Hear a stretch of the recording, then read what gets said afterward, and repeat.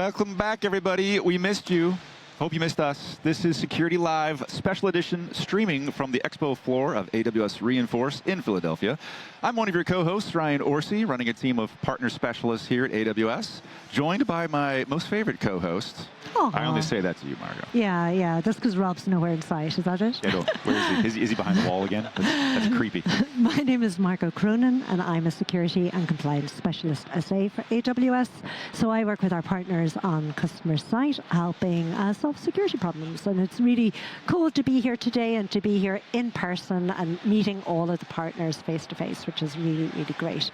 And if you want to ask our guest today any questions or any questions about the show, you can join us on chat. I was about to say Slack, not Slack, on our chat streams. It's late in the day. And just in case you're wondering what this is in front of Ryan, the swear jar, we try to get through the show without using too many acronyms. It really is for the hosts more than for the guests because, yes, we're terrible at this. And that's what that is for. But you can use acronyms if you wish when you're asking questions. And we're really excited today to introduce Sandy Bird from Sonrai Security. Hi, Sandy. Thanks, Margot. Thank you. And I mean, I have to open with this question, and you know I do, but Sonrai is an Irish word, right? It's actually from Gaeilge. It's from the Irish language. It is. And it means? Data. So you must have like an Irish CEO, or you must have... We do have an Irish CEO. Yeah. Which is where the origin came from. The real origin, though, is if you've ever tried to find a domain name that has anything to do with like identity and access in it, it doesn't exist anymore. However, if you use Irish words, or other languages, it's that is actually true. So. And Irish is a very old language. It's actually really interesting that there's a word for data in Irish because all older kind of words don't typically exist. But we're going to talk about security, but I do have to give you some of my favorite Irish words, if that's okay. Can I do that? It's that time of day, Margot. So it's that time of day. You go right ahead. Don't let me stop you. Sandy, we're going to talk about Sonrai Security. But some of my favorite words are seal in Irish is Sluggerich Roan. And that translates to, I'm not making this up, sorry, not a seal, a jellyfish is a sluggerich roan, and it translates to seal snot. Sorry for using that language. Can't you imagine a fisherman in a boat going, don't touch that, that's seal snot, it stings. So it's called a sluggerich roan. That's amazing. Isn't that amazing? And a ladybird in Irish is called Bonine Day, which means little cow of God. We should have been doing this the whole day, Margot. There we go. Let's go back to security. Yeah. No, but that's my bit of Irish. So when I saw Sonrai, and it was actually last year, I saw you guys, and I was walking by, and I was like, hang on, that must be an Irish word. And it is. Anyway, thank you for having me. We should have trivia at the end if we can repronounce those words. Yes, I'm going to test you at the end. I'm going to bow out of that. Look, thank you guys for having me on. I'm Sandy Bird. I'm the CTO of Sonrai Security. We do all things identity protection in AWS, and specifically around cloud privileged access management, which would be PAM, but we won't use PAM. We'll just say privileged access management. Well done. So you're going to make me put one in anyway. She says, okay, so we'll put one in. There we go. And so basically the origin of this was we started the company trying to produce least privilege policies for all of the roles and IAM users and things in your cloud. And after doing that for a very long time, generating literally tens of thousands of policies for these customers, we sort of discovered that no one was doing it. So we would give them the perfect policies, but they would never actually, by the time they get the Jira ticket and they put it in the Terraform and then they tested it in dev and then they tested it, it was just too much work. Yeah. And then even when you were done the 10,000 that you were assigned, there were 10,000 more to do the next day. And we said, we have to find a different way to get to people to least privilege without having to involve everybody in the company and this massive effort of fixing 10,000 things. Which led to just a general giving up-ness? Yeah, pretty much, yes. And you know, the over-permission problem is obviously rampant. So what we did instead was we took a different approach. We said, look, AWS has given us these amazing tools. So we have, I can't use FCP, can I? Man, this is going to be a long one. Service control policies. Service control policy and RCPs, which are resource control policies. Man, there's nothing locked. I don't know. We're never getting those back. Sonrai is paying for beers tonight. We are, absolutely. So that does pay. This pays for drinks, right? So what we do instead is we basically do the same thing you would do to do a least privilege policy. We go through all your CloudTrail data. We find the identities that need the privilege permissions. Okay. Then what we do is we create basically an SCP or an RCP to deny them all of the privileged permissions, and we grant them back through other AWS mechanisms like attribute-based access and things, so that those things that actually need the permissions have them. But if any identity that never needed the permission in the first place happens to have it granted because they have EC2 star or Lambda star, they will be denied by default in that. Whether it's a identity related to a human being or a service machine, doesn't matter, right? AI workload, doesn't make any difference. All identities in AWS.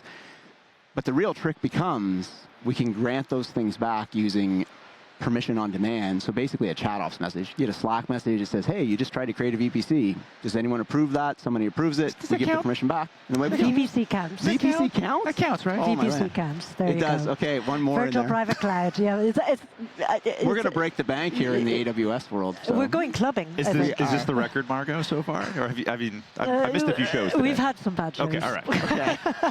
Good shows. It's more exciting. It is more exciting. Sorry.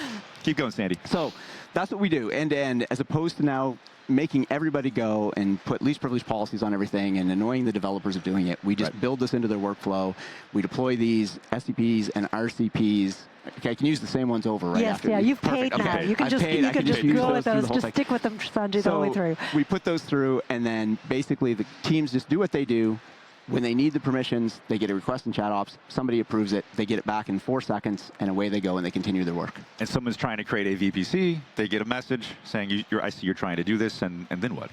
Well, and I think it's an amazing tool to help customers, because IAM policy management is hard.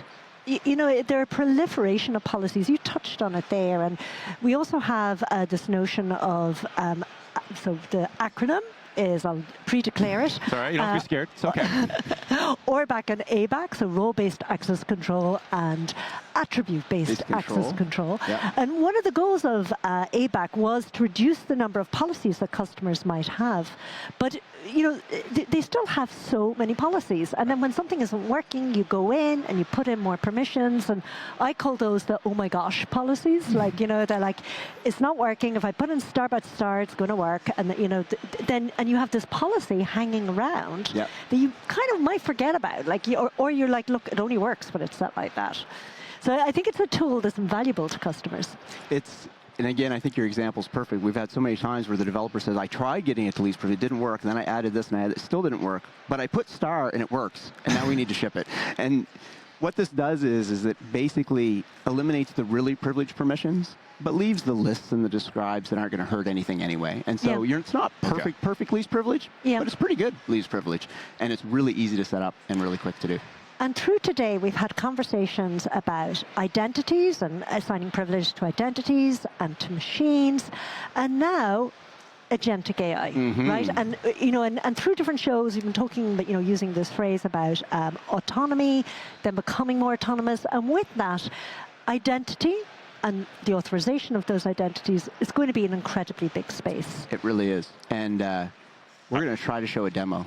A demo? We're going to do a live AWS demo. Oh my God, we're just like, this is live, we're just raising the bar. We are.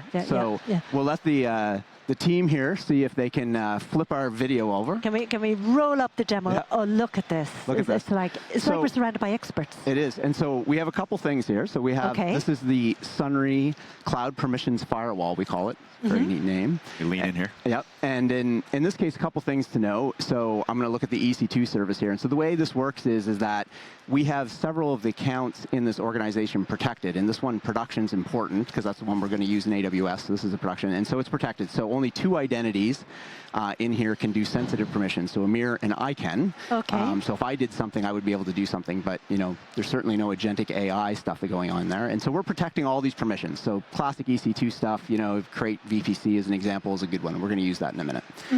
Now, what's nice is before this was deployed, things were unprotected. And so this is great examples of there were 71 identities that could do the sensitive permissions. But Okay. after you protect it, we just allow these 3 that do it before, and that's how we lock it down. And so the SCP is basically eliminating all of the other risk from these other identities. So And those were just overly permissive identities. absolutely. Okay. Yep. Somebody just, it might be power user access. Yep. It might be a Lambda function that had star, shouldn't have, Yeah, but it did. it might be somebody trying to be helpful, Yep, right? yep, To another, we had this conversation yesterday, myself and Rob, about how vulnerabilities are created by coworkers trying to help coworkers. Exactly. We call them Helpy McHelpersons. Help you. That's my value add today. Well, you're invaluable, Ryan. What would you do without me, Margot? So you guys are AWS. You've seen this a million times. This is Identity Center. We love it. It's how we get into the cloud, and I'm going to use the data scientist role in this case. So I may pop into the console here, and if the demo gods are working well today, Yes. we're going to get in here, and we're going to say, look, we're going to use Bedrock. Love it. And now what's interesting about this, the first thing that you're going to notice here, we're going to go into Bedrock, and you're getting all these weird warnings going on and saying deny, deny, deny, deny, deny, deny. Now, what actually happened at that same time was the Slack message bounced and said, hey, by the way, you're trying to use data scientists in my health. Do you need this? Now, I'm the approver in this zone. So it's like a development environment. We'll pretend, and I'm the Awesome. approver. So I'm saying, approved. Yeah, good, good to go. And I'm going to hit that, and the system's going to go away and do its thing. And now I'm approved. And so if I go back here, quick refresh of the console, now I'm in. So just-in-time access for humans. So we're in. And I just actually want to call that out there Yeah. because, we talk about agentic AI being autonomous, but the role of the human is really important. So here you're showing actually, no, you don't have AIs going crazy maybe Yeah. in prod or somewhere Right. like that. You've still got that least privilege control. I love Yeah. it. Now, this is Bedrock. You guys have already talked about Bedrock all day, and this is an agent. So we've got an AI agent here, and so we're going to do some fun stuff with this. We've got a few minutes, so we're basically just going to ask this thing a question like, list my S3. Whoops. Oh, you're showing something. Oh yeah, we're going to show S3 buckets. If I could spell buckets, that would be the worst thing. And so this will go off and do its work. And now this isn't a privileged permission, obviously listing S3 buckets in this particular case. And so it'll go off, and if Bedrock's doing its thing today, we'll get a response here. Look, there's my S3 buckets. Very nice. Love it. Look at that. Very good. Now, creating VPCs are not things that you probably want your agentic AI doing in this particular case, but we could ask it to do it, right? We're Yeah. going to get there one day, though, Yeah. Sandy. And also- we can do it if you want to. But, No, but to that point, what you don't want your agentic AI doing is spinning up resources that are going to cost you a lot of money. Right. And that even though, AWS, what are they called? They're called concierge, are absolutely amazing when our enterprise customers have problems with bills, you would rather it just didn't happen. Right. yeah. Exactly. Yeah. Exactly. And again, if you over-permission them, again, we know these things hallucinate a little bit from time to time, and They're a bit probably, like Ryan. Yeah, exactly. Yeah, and so, yeah. Hey, now. what's great about this is that it realized something went wrong, and it says, hey, by the way, I was unable to create this VPC, but it did try, and the reason it was denied, of course, is because it didn't, have these permissions and things to do it. And so what would normally happen there, of course, is that back in Slack, the Bedrock action group was denied access to creating the VPC. Now, Interesting. Love it. we don't really want this to happen, so we won't approve it. But if we were to approve this and run that same thing again, bang, we'd have a VPC showing up with that CIDR in our cloud based on some AI agent doing its thing. And so what's really interesting about this solution is, in getting to least privilege, it's not least privilege for just humans. It's least privilege for humans. It could be AI agents. It could be other roles in your account. It doesn't really matter. Yeah. And it also extends to things like third parties. And so just RCPs are my favorite, and AWS was nice enough to give them to us last year. We can basically inventory all the third parties, lock those down in the same way. So if a developer goes and adds some new third party that you haven't approved, deny by default, I like get this. it approved, and then put it in. And So. obviously, as an AWS person, I would know, okay, if I want to see what's happened and what action has been called at what time, I can go in and look at my CloudTrail log file. But do you and Sonrai kind of help with that? The word actually used by one of the guests earlier, is it provenance, like that visibility? Visibility, yeah. So those just-in-time access sessions that I did, so there's my current session running there. Yeah. But if we go back and look, and I'll use this one from Chris Fredericks earlier, basically because the CloudTrail data is all there, once that just-in-time session summer's there, we use AI, one of these large language models in Bedrock to actually go and summarize all of that data and give that back to the customer so that they have that. And so I now love you it. can see all of that data in one spot. So I love it, or as we would say in Irish, Gahin Tachar Fad. Ryan, you're going to have to do that. I can't do that one. So out of my element here. Anything about off-road truck 4x4? No? We can talk about those too if you want. I like this. Exactly. I Hey, and the demo gods were in your favor today, Sandy. It I works love that. That sometimes. was very It works cool. sometimes. And you got me thinking. You said the word machine identities. We've been talking a bit here at the conference about the ratio of machine identities to human identities, us humans. Where are we at? Like 40, 80? Depends on the different analyst research you read, but it's definitely more than 1 to 1. It is. And we're predicting quite an explosive growth. Is that good or bad? I would say it's actually good. We're seeing more workflows being automated by agents, communicating to agents, connecting to MCP servers to plug in to pull different data through their workflow. Where do you play in that particular space there, Sandy? I mean, what we just saw was really cool, but once we get to that high scale, thousands of machine identities to a human identity, does anything change in your environment, in your workflow? It again, by default, it's doing both. And what's really interesting about this is, as you say, the humans are actually the small part of this. And if you do it right, they become almost non-existent. You should be deploying stuff with infrastructure as code and things like that. So that's what should be deploying your pipelines into your accounts. However, what's really neat about this solution is that when a developer breaks the rule and logs into prod and edits a Lambda function by using update function, there's a bump in the wire that says somebody needs to approve that before it happens because it didn't go through the approved workflow for that. And so again, at scale, the way that this works using SCPs and the attribute-based access and all the other things that we've done to make the SCPs as small as possible, the scale's really on the identities in the accounts themselves. So it scales with you as you grow in AWS. We just keep attaching things to those individual accounts as they proliferate across the cloud. Well, well done. Yeah. Well done. And where is this going? So if we always try to think ahead, right? Talking about even 6 months ahead is tough, but let's take you 2-3 years out, Sandy. What does privileged access management look like? What's interesting, I think it's lessons learned from the past in my scenario. We really wanted perfect least privilege. So I was so happy about AWS. I'm like, we have all these policy documents and we have all the logs, and if we just line them up, we'll have perfect least privilege. And the learning from that became very quickly that while you may be able to do it, it doesn't mean people will do it. And so when we think about privileged access in the future, I really think this is a type of option that works well. We need some level of centralized control across the AWS organization. And so as you build it out and scale it to thousands of accounts, tens of thousands of accounts, you need something to put the guardrails and the rules for identity and access. Because again, that's how the attacks actually happen usually. They compromise some access key, credential, whatever, Git runner, whatever it is. And then they just use the permissions that thing has or cross permissions. And so by having something that can control it centrally, but give the access back instantly via Slack, via whatever, with the right set of approvers, that becomes the future of this. No friction for the developers. That's the most important thing.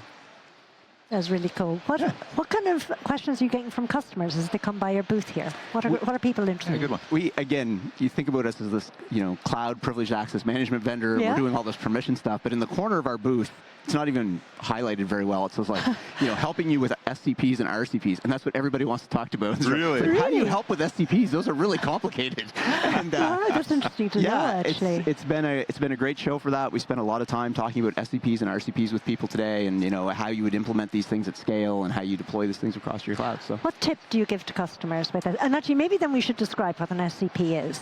Ryan. Well, that you never asked, Mario. Can you say it to us in the Irish dialect, please? Sure. Okay. So our AWS accounts, customers organize them into AWS using a service called AWS Organizations. And sometimes customers organize these, it might reflect like a business unit. If you're a bank, you might have your Spanish AWS accounts and your French ones, or maybe you might have ones for lines of business, so asset management, finance, etc., trading. And then you want to put guardrails on these accounts. So maybe if you're in a certain regulated country, you don't want to launch certain services until your governance department has approved them. And this is where service control policies become really strong, because you can put a policy in place and say, hey, for these accounts, my developers, they can use all 250 plus AWS services, but these accounts over here in this organizational unit in AWS Organizations can only use these 160 that have been approved by our governance department. Yep. So what kind of best practices or recommendations are you giving to customers coming by your booth there? Again, and you kind of hit on it with the Cloud Permissions Firewall. Some of it's not about specifically privileged access management. It actually has enable and disable services, the exact same thing you talked about. Regions, for example. Regions as well. And zombies, all those identities that hang out that haven't been used in 2 years, we can quarantine those and then bring them back to life. We have a good shirt for that. You can see the back of it. But advice-wise, like if they're writing their own SCPs, first of all, test org, so you can do some tests to make sure they do what you expect to do. And then we actually have some great blogs and even a couple of webinars, and we recently partnered with Cyber, a training company, where we actually have a really nice SCP and AWS organizations course that people can take, and it shows all the optimizations, talks about making the SCP smaller and how you can get more attachment points by doing different things, and it's a really good piece of work, but we can only, you know, in the short time we have, we'll never get through all that. We're about there, Sandy, from Sonrai Security. Sandy, thank you for joining us. Folks, we'll be right back with more Security Live. Thank you. Thank you.